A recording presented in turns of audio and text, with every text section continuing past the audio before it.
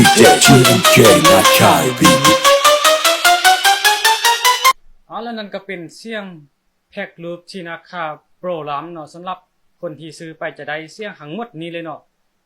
นับรวมก็เป็น100บ่เนาะก็เกือบเนาะเกือบก็ครึ่งร้อยหรือว่าใกล้ครึ่ง50ไปอยู่เนาะสำหรับเสียงทั้งหมดเสียงเป็นรูปเพียงแต่ไปจับวางเลยแล้วคลิปที่สอนจับวางเฮ็ดเพลงจากรูปนี่ก็คือมีอยู่ใน TikTok เนาะสามารถเลื่อนเบิ่งได้เลยแล้วให้สนใจแพ็กรูปที่ราคาโปรแม็กนี้เนาะราคาเพียง 400,000 กีบเนาะแล้วหาเอาพร้อมกับแพ็กรูปที่ราคาอันก้อนนั้นแม่นรวมกันจะลดให้เป็นเพียง 700,000 กีบเนาะทักมาได้เลยหรือว่าทักมาทาง WhatsApp ก็ได้เนาะ WhatsApp หน้าโปรไฟล์เลยเนาะเบอร์นั้นเลย